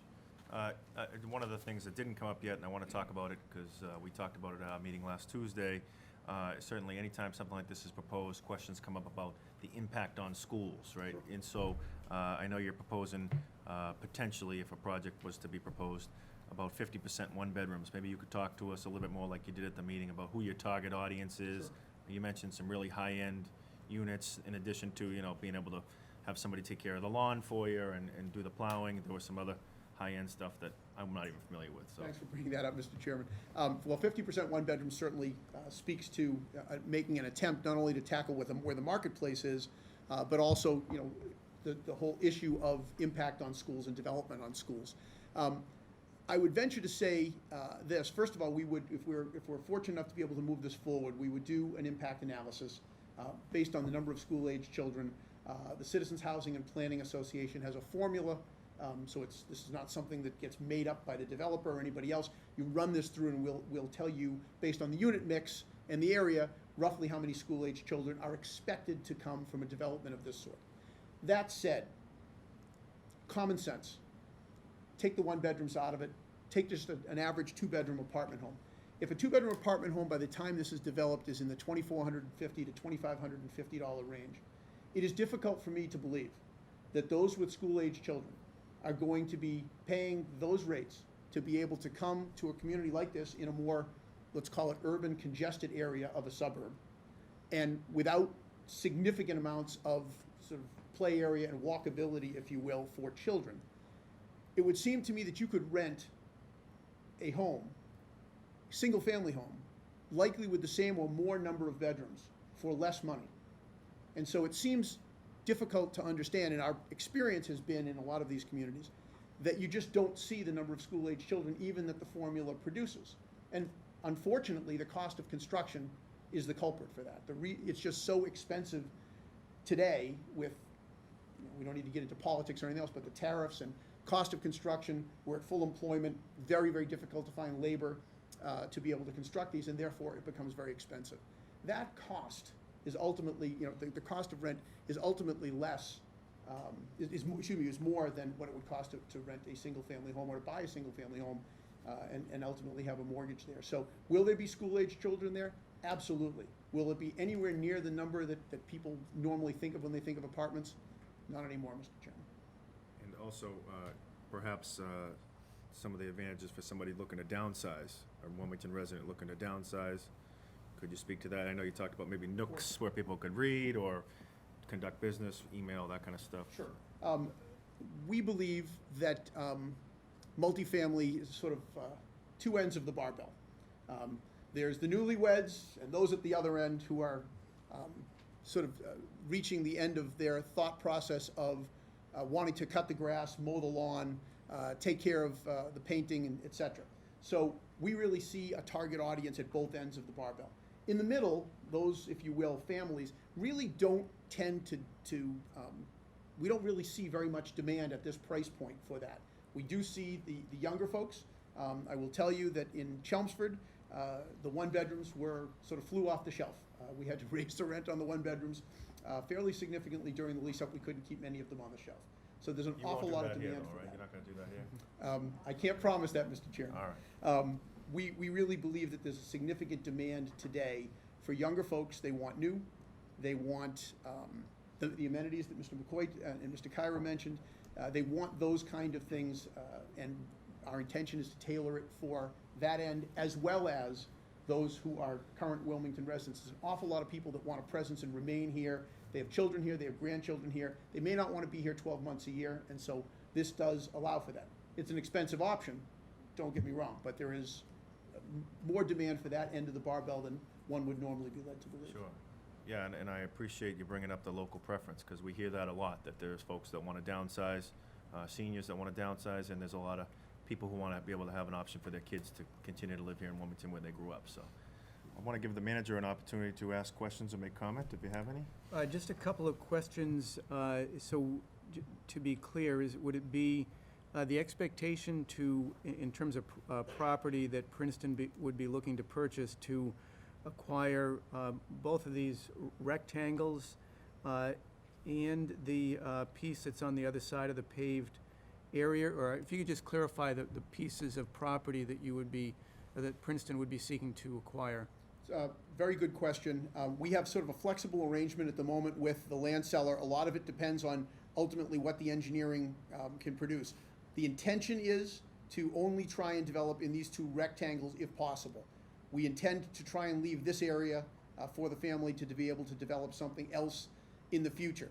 If the engineering forces us outside of these two rectangles, we would come back with a slightly modified or different proposal. As I said, we sort of have a flexible arrangement with the seller that we're going to use the least amount of land possible and take what I'll call the easiest path forward to be able to utilize that land that's the easiest, if you will, to build upon. In the second question, I guess maybe a two-part, in the properties that Princeton has developed, is it more the practice than the exception that Princeton retains ownership of the properties that it constructs? And then I guess in this particular case, if there was to be a partnership, so to speak, would it be the expectation that Princeton would own this for the long term, so to speak? As I mentioned at the outset, Mr. Manager, we still have the very first 24-unit building that we ever bought across from Lowell General Hospital in 1973 as a company. We have programmed all of our developments, and this would be no exception, for the ultra long-term hold. We have had to sell a few in the past based on partnership structures with institutions. So there are certainly times when a sale is necessary, but I can count on one hand. I've operated the company since December of 1992, and I can count on one hand the number of sales of apartment communities that we have. So we will be programming this for the long run with the intention of managing it for the ultra long term. Thank you. Thank you. Any follow-up questions, Yeah, thank you, please? Mr. Chair, just real quick, I'm just wondering, we talked about the retail store. I'm sure that you probably checked out, like, for example, Rick's Barber Shop and all the other retails. Do they have any long-term lease with the Eli family? Because if that's the case, you'd have to be married to those folks that are there. Any leases that are there would have to be respected completely, Mr. McCoy. We'd have no right. intention of getting in the way of anyone's lease rights. Right. And the other thing, real quick, you talk about a formula. Talk about a formula where, you know, the impact on schools. Yeah. And I'll be honest, I don't have a lot of faith in those formulas, and I'll tell you why. I served on the board before these good folks here, and I supported the new high school. And I come from the school called Common Sense. And I asked the question when we had the proposal, they're telling us, well, statistics shows that this happens here with the families and the kids.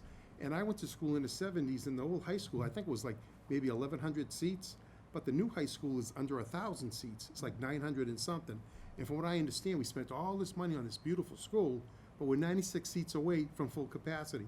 And I get what you're doing today, and I understand to try to do a friendly 40B. But the bottom line is we have a couple of these developments come in. You don't have to realize what's going to happen. People are going to say, oh, now we need to, obviously expand on schools. But what bothers me, we spent all this money on this beautiful high school, and yet we're 96 seats away. And that was 4 years after we opened it up. But that's why I say it respectfully. I don't have a lot of faith in these formulas because, back then they said, don't worry about it. It's going to last for decades. That was crap. That never happened. And now we're 96 seats away, probably even less now, to full capacity at that high school. And it's a shame, So that's what I'm looking at, too. Understood, Mr. McCoy. We programmed at least half of the property to be one bedrooms with some of that in mind. Part of it's the market, part of it is just what you outlined.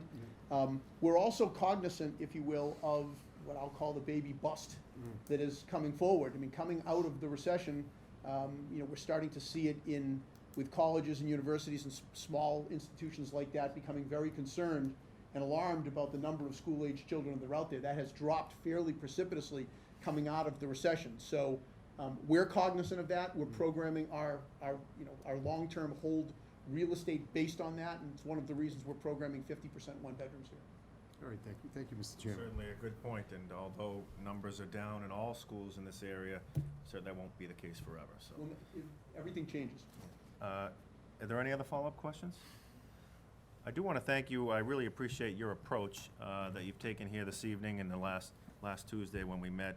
I recognize the fact that you did not need to come here, that you simply could have pursued permits and moved forward with something like that, but instead you decided to have a open and transparent conversation with us, and I certainly can only speak for myself, but I appreciate that. We certainly are faced with a challenge when it comes to affordable housing, and I think that this was a good conversation to at least listen to when we have to explore all options to see what's best fit for our community. So I know that we'll go back and digest, and certainly we want to have the opportunity to talk to our residents that live here in town, get some feedback. We want to give you the opportunity to go back and think about going lower than 120, considering the fact that we're so close to your headquarters in Drum Hill. Then maybe that'll play in our favor as well. But we will certainly get back to you once we've had an opportunity to get some feedback from residents, have conversations with the management, perhaps discuss it a little further in a public meeting. But again, I appreciate you coming before the community and doing this the most transparent possible way. We look forward to the feedback. Thank you, Mr. Chairman. Thank you, members. Have a good evening.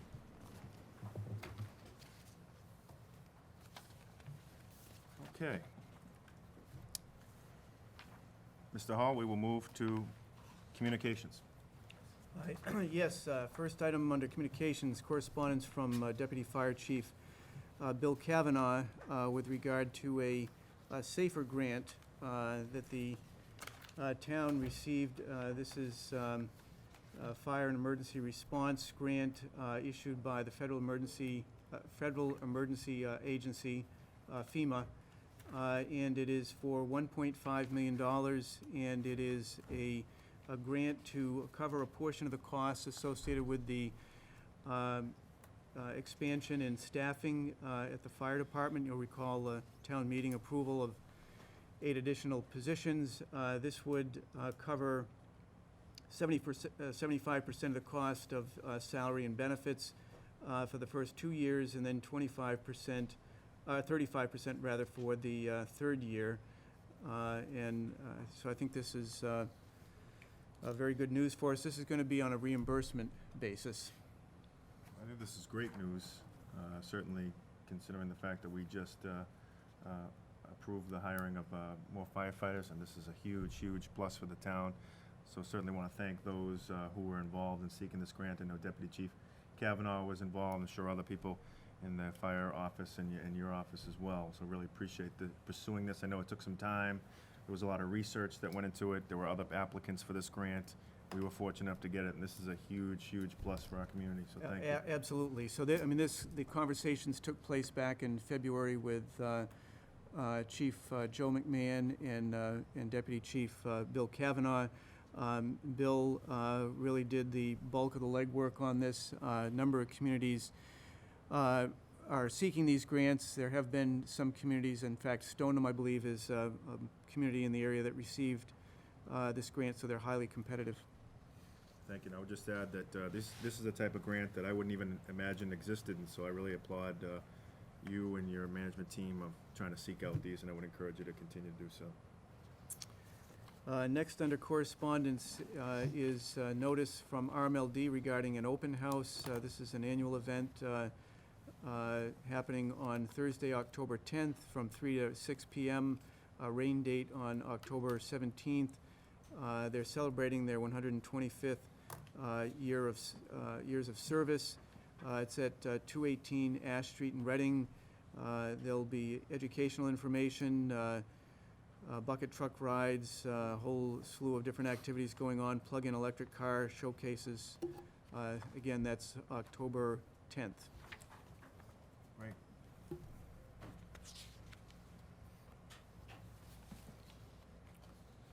Next is under board to consider would be the, I'm sorry?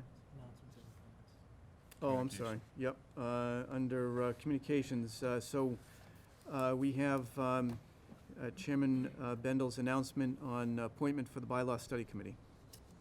Thank you. My thanks to Mr. Stewart, who has decided not to continue on the committee, and I've decided to appoint Mr. Al Rigo of Morgan Road.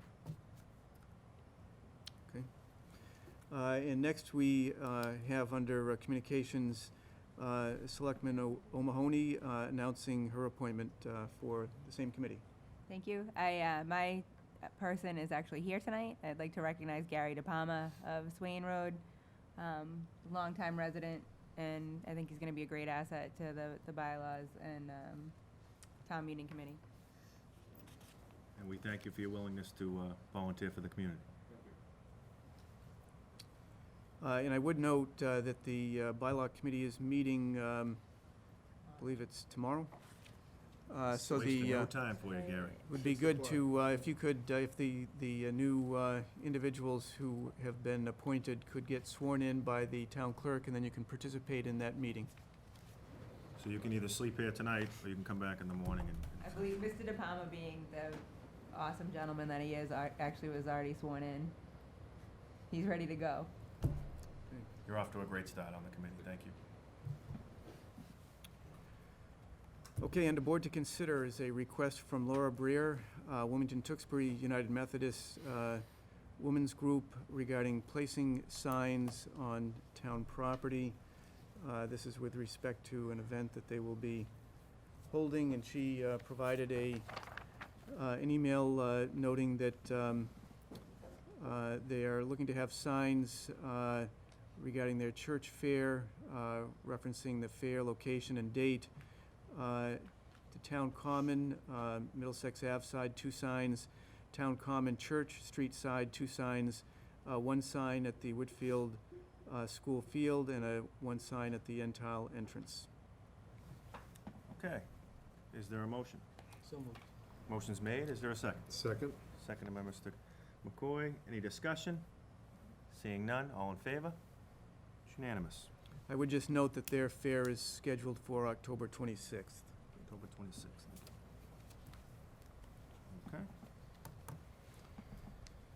Okay. Next, under board to consider is executing the contract between the town and the New England Police Benevolent Association Local 1, which is the patrolmen's union. This is a contract that runs from July 1, 2019 through June 30, 2022. Just to highlight some of the provisions in the contract.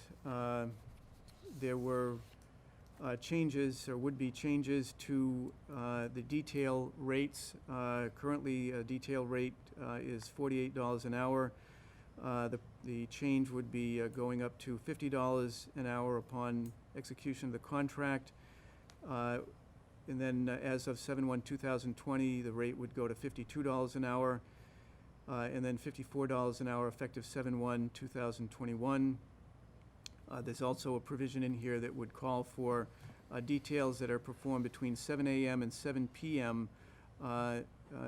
During the weekdays, Monday to Friday, would add an additional $5 per hour to the rate that's then in effect. There's an exception here for emergency work done by town departments, whether it's water main repairs or repairs to traffic lights that are owned by the town and things of that nature. The COLAs would be 2.75% effective 7/1/2019, 2.75% effective 7/1/20, and 2.5% effective 7/1/2021. Also, there's an adjustment to the education incentive. You'll recall for many, many years, the town has had the so-called Quinn Bill, which made education incentives based upon a percentage of an officer's salary, ranging from 15% up to 25%, depending upon whether they had a bachelor's or an associate's or a master's. We were able to change that in the last contract cycle, or actually a couple of contract cycles ago, and now it's a flat rate system. So the current rate for a associate's degree is $5,000. The change would bring that up to $5,250 for an associate's degree, and the $7,500 is the current rate for a bachelor's degree. That would increase from to $8,500. On the town side, one of the continuing themes that I've pushed on contracts is addressing future accrued liabilities. So in one case, we had actually up until a few years ago the ability for police to earn a vacation unlimited. There was a change in that a few years ago now to cap the ability to accrue vacation to not more than 2 times the annual amount carried forward. So if someone had 14 days of vacation that they earned in a given year, the maximum that they could carry forward would be another 28 days. The change through this contract cycle was to further reduce that, so going forward, those individuals hired after 7/1/19 can only carry forward their vacation time at the rate of 1.5 times that number. So again, the example of someone with 14 days of vacation could only carry forward 21 days. So that, you know, these types of issues obviously are sensitive to employees, and in my estimation, we've done a decent job trying to chip away at some of these accruals. The other one is personal time. Personal time has been allowed to accrue on a unrestricted basis going forward. After 7/1/2019, for current employees and new hires, they must use the days in the year that they accrue them. So people get 3 days of personal time. They'd be required to use those within the calendar year that they're earned. And then for those hired prior to 7/1/2019, in many cases, we do have officers who have accrued personal time in excess of 3 days. So the provision there is to allow them to retain those days, but if they use them, or they'll be paid for them if they, upon retirement, prior to 6/30/2022. Anyone that retires after 6/30/2022 would either have to use the days, those excess days, or they would not be paid for them upon retirement. The other provision that we we're able to receive agreement on is employees on unpaid leave. So up until this point, people who are on unpaid leave, in other words, they're absent for whatever circumstance and they're not being paid by the town, have been allowed to accrue sick, personal, and vacation time. Going forward, those individuals, after being absent on unpaid leave for 30 days, if they continue to be absent, that accrual would not take place. So those are the highlights of the contract, and I would request a vote of the Board of Selectmen to accept this contract. Thank you, Mr. Hall. Is there a motion? So move, Mr. Chairman, as described by the town manager. Thank you. Mr. McCoy, is there a second? Second. Seconded by Mr. Eden. Is there any discussion? Seeing none, all in favor? It's unanimous. And I would just suggest, as we've done in the past, that we've got, I think, 5 or 6 contracts here, that the board sign them after the close of the meeting. Sounds good.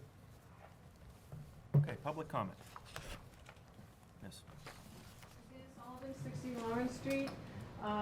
I just came down, I was just watching on TV, and I just saw the North Wilmington proposal, so I might have missed a little bit of it just on the transition. I didn't understand where the sewer was coming from or where the route was gonna go. But there's a number of things. I'm a little concerned and disappointed because I feel like we're always trying to put fires out in North Wilmington, and I and a lot of other residents would really like to see some real beneficial development.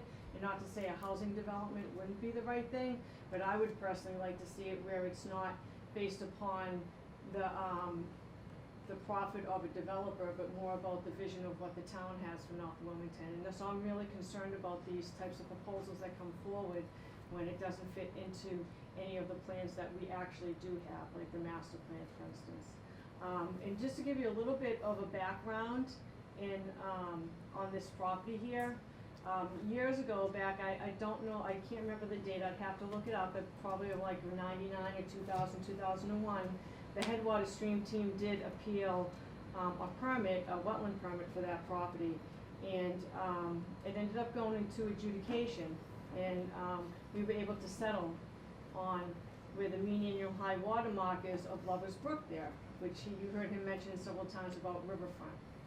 So basically, one of the reasons why there has been no development in that green area is because that's actually, most of that's Lover's Brook. And then you have to count 100 feet off of that to riverfront. And so there is a delineation there, and that really does hamper a lot of the development on that property, or potential development on that property.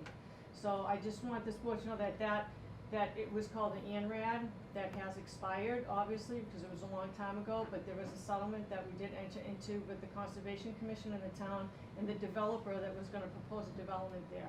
I can't remember how many units the developer wanted, but I believe it was a 40B, or close to, something like a 40B at that time. It was a long time ago, and it's a little sketchy. But I just wanna let you know that, because moving forward, we're gonna look for that same line.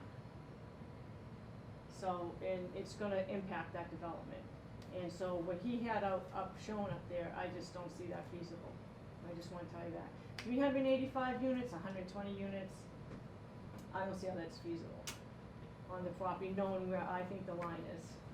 And that's the line that we would go for.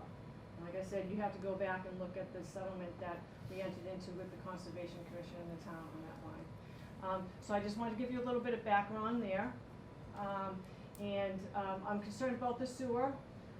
I know that North Wilmington was a low priority on the sewer plan, but it is allowed in the district. I don't know where we are in our numbers with sewer, how that looks to the comprehensive water resource management plan, and where we are there. And I would suggest that maybe the town find out how much room you have and how much sewer, because it's certainly a concern for me, because any water that goes into that development will leave the Ipswich Basin forever, and that's a concern for me. And it's a concern, that's why we have a sewer plan. I would put that out there. And once again, Wilmington, I know is like, in 2020, we're gonna reach our number probably for 40Bs. But the town of North Reading just did an alternative analysis, And I think it's like if you have 1.5% of your land area, and there's a way to calculate that, and they hired a consultant to do it, and they came up with that they were like 1.6 or 1.59% of their land was dedicated to affordable housing, then you can get a safe harbor from 40B. And I would also suggest to the Board of Selectmen that you might wanna take a look at how much land the town of Wilmington has that's dedicated to 40B now, and that gives us more control. And it's, I believe, you know, you have to pretty much hire a consultant to do it because you have to look at all the land mass, and some land's excluded, some land isn't excluded, but we could be there, but we don't know. The town, but like I said, the town of North Reading just did it to try to stop the 40B that they have down at the country club. And that's it, Mr. Chairman, thank you. Thank you for your comments, and just in case you did miss it on the ride over, simply a presentation, just trying to explore all of our options. No commitments were made, and certainly. But I just wanted to let you guys know, you know, because they're asking you for your opinions or how you feel about it, and I just wanted to let you know how a resident feels about it, because we're important too.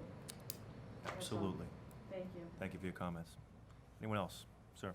Frank West, 2 Birchwood Road. Just a couple of other comments about that, the same, and again, I get it that this is a first look at a fresh proposal.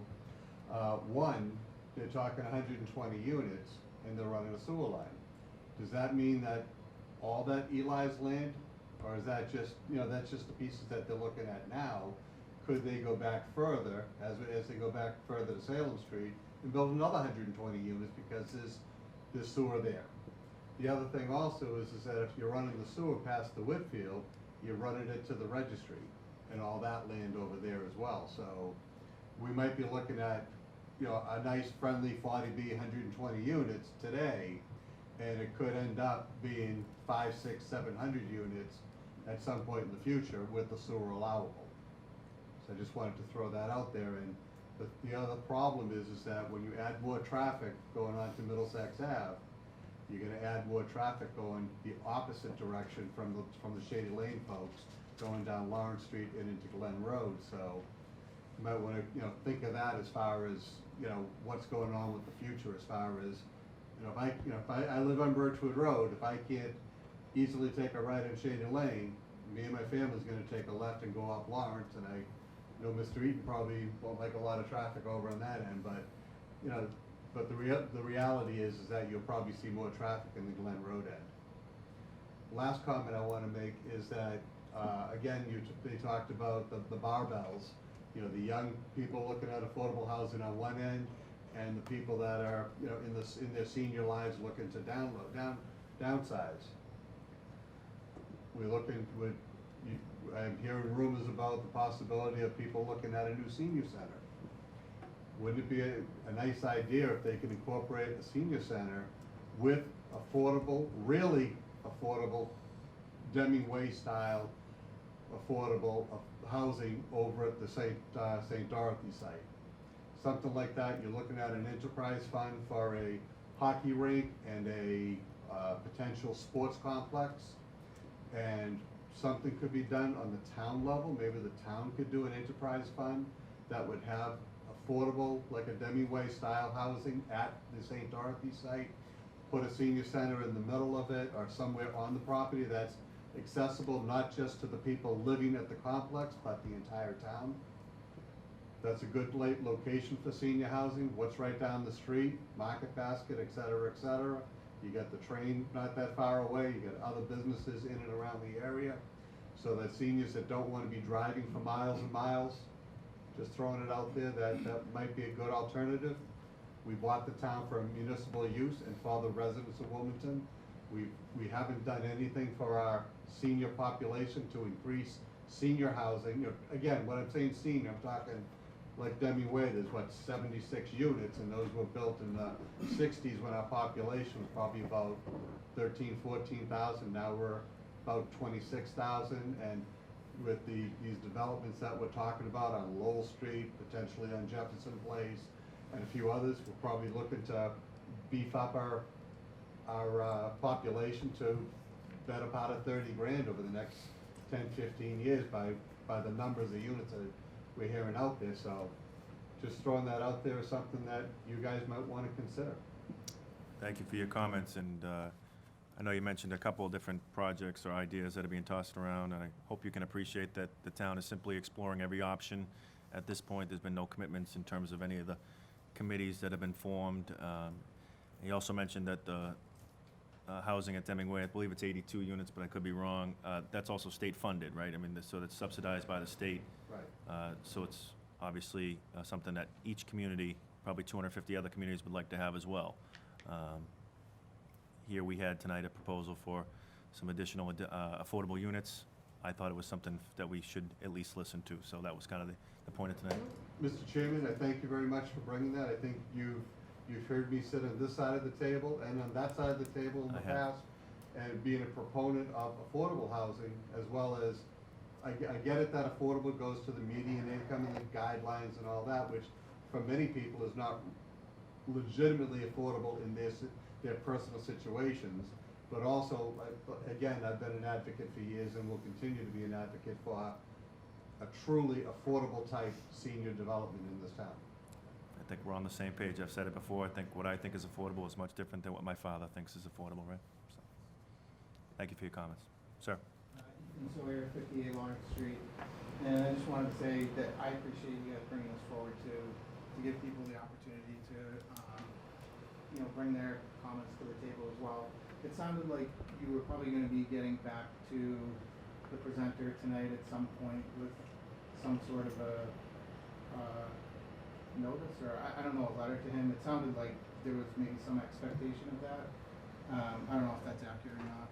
I think we would be, if I could interrupt you, Yeah. I think it would be after we have an opportunity to talk to the residents and get feedback from folks and mull it over and think and maybe rewatch the presentation, then perhaps have a discussion here about how we want to proceed with communication, if there will be any, with the gentleman.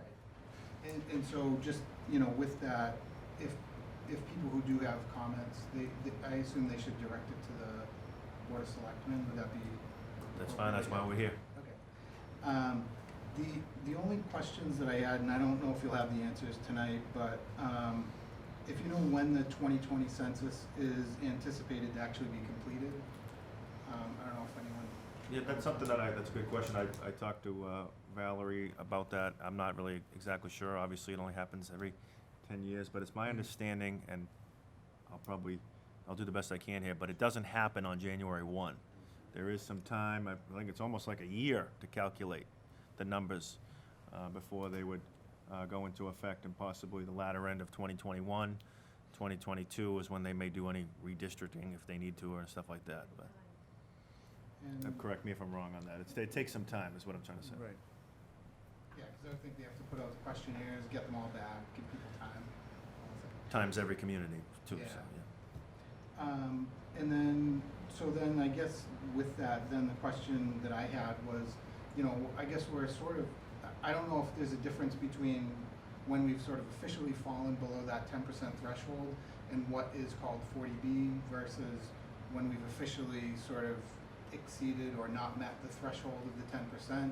And if that changes the type of project that's there and what the current zoning is and what the Board of Appeals and Planning Board have the ability to have flexibility on with the project. I don't know if you know if there's a difference between timing-wise, when it all comes forward and where we are with that sort of 10% threshold technically. I think those are good questions for our Director of Planning, and Right. I'm sure she'd be happy to look into those. I appreciate that. Yeah, I think other than that, maybe, I know that the Reading Municipal Light is doing a lot of stuff with solar and a lot of incentives, and so I don't know if we do decide that there's something that should go forward, at least recommending too that the developer contact them to see what they might have for options too to help reduce the impact on our own infrastructure and the utilities and everything too, along with the water, obviously. Thank you. Thank you for your comments. Anyone else? Okay. Seeing none, we'll move into announcements. Anybody have a major announcement they want to make? Or a minor one? Do So I can Mrs. go O'Mahony, first this please. time? Excellent. I just wanted to thank the senior center for inviting me last Friday to come and speak to them. It was great to hear what some of the residents were thinking, and it leads me to what some of the public comments have been tonight. September 30th, I think there's going to be an important meeting that I would, again, encourage residents to come to. There are a lot of different projects being discussed, and I think the most important thing you can do as a citizen is to come to those meetings and give your input so that you can be heard. One of the things that didn't get mentioned tonight is we're talking about putting 120 more families or residents in North Wilmington. It begs the question, don't we need a substation?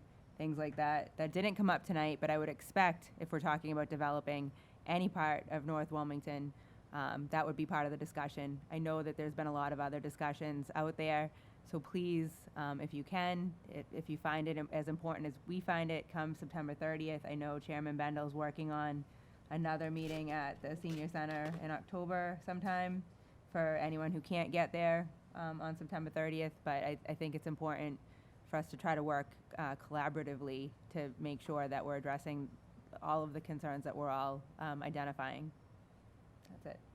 And if I could just follow up on that, obviously, September 30th is planned for 7 PM at the Wildwood for the first discussion about facilities master plan since I believe January of 2018 was the last time that the facility master plan committee met. Yes. Somewhere about January 2018. It's been a while since we had that discussion. We've been in communication with several members of the facilities master plan committee in hopes to get everybody together. We've agreed to do that on September 30th, and I would imagine that there'll be a lot of discussion about the study itself. The study is coming up on, believe it or not, 3 years old, some of the findings, but we have, this will be the first time we get to discuss that. There will be the Board of Selectmen, the Finance Committee, the School Committee, and the Facilities Master Plan Committee, which I believe is 26 appointed or elected officials, and so hopefully more than one microphone. And as I mentioned, one of the reasons that I chose to have the meeting at the Wildwood is that we've got to be out before school starts the next morning. So I anticipate, and it's just a guess, that it will take multiple discussions. This is the first discussion. I could be wrong, but I don't think anything's going to be resolved on that one particular night, given the amount of time that has taken place since that meeting. And I'm sure there will be a lot of good ideas. I look forward to hearing all of them. And I certainly am not going in there with my mind made up. I want to hear different people's perspectives. I certainly want to hear from the Facilities Master Plan Committee, who spent an awful lot of time volunteering and putting that work in with the company that we hired. So I'm sure it'll be a healthy discussion, and that exactly is what it is. It's be posted as a discussion. Mr. Eaton? No? Gentlemen?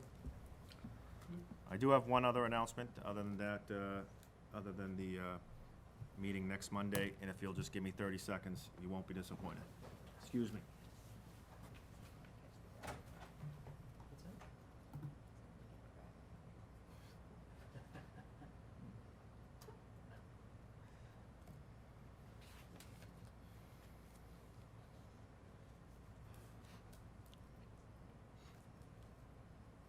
Want to hear my Louis Armstrong? Yes, we do.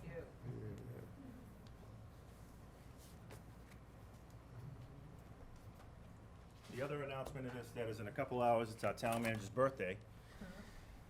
So I didn't know how long we'd be here. Sometimes these meetings can go into the next day.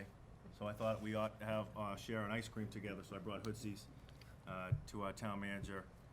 I know you and I have often spirited conversations, but I appreciate all the work you do and want to wish you a happy birthday. So I thought, who doesn't like ice cream? I've got some for the audience as well, if you're willing to share. Sure. Just to That's make my a quick announcement. correction, you said hoodsies, man, I see Market Basket. Market I don't see hoodsie woodsies. You're right. It's okay. I'm on a tight budget. But That's awfully all ni- I have. That's awfully nice to hear, very nice. We'll pass them down, and we got some for the audience as well. Oh, we did But share we'll that. keep the meeting going. I know everyone's time is valuable. New business. Does anybody have any new business? I'm good, I'm good. Seeing none. Mr. Hall, So moving to important, important dates other than your birthday. You can leave that one off. I've already mentioned. Important dates through October 13th, the Farmers Market Town Common Parking Lot, 10 a.m. to 1 p.m. September 25th is Wilmington's birthday, 289 years ago. September 25th, the next Economic Development Committee meeting, Town Hall, Room 9, 7 p.m. September 26th is the Finance Committee meeting, Town Hall, Room 9, 7 p.m. September 29th, Chamber of Commerce Half Marathon 5K Run Walk. September 29th is also the Candlelight Vigil, Town Common, 5 to 10 p.m. Next Selectmen's, actually, the meeting that was just discussed, the Facilities Committee meeting is September 30th at the Wildwood School, 7 p.m. October 2nd, Ice Rink and Recreation Facilities Committee, Town Hall Auditorium, 7 p.m. October 6th, the Herndon Tavern Open House, 2 p.m. to 4 p.m. October 9th is a brush drop-off, Old Main Street, 8 a.m. to 2 p.m. As noted earlier, October 10th is the Reading Municipal Light Open House, 3 p.m. to 6 p.m. October 12th is a brush drop-off, Old Main Street, 9 a.m. to 4 p.m. Same on October 16th, brush drop-off, 8 a.m. to 2 p.m. October 14th, Town offices closed for Columbus Day. October 15th is the Board of Selectmen's meeting. October 18th is the Carter Lecture Fund, the Working Man's Band, Wilmington Middle School, 7 p.m. And then October 21st is the Welcome to Wilmington reception at the Memorial Library, 6 p.m. to 8 p.m. Didn't forget you. Okay, that brings us to the conclusion of the meeting. As we enjoy the ice cream, we'll wish you all a very good evening. We'll wish Jeff a happy birthday. And good night, everybody. Is there a motion to adjourn? So moved. Second. Motion is made by multiple people and seconded by most. All in favor? It's unanimous. Good night, everyone.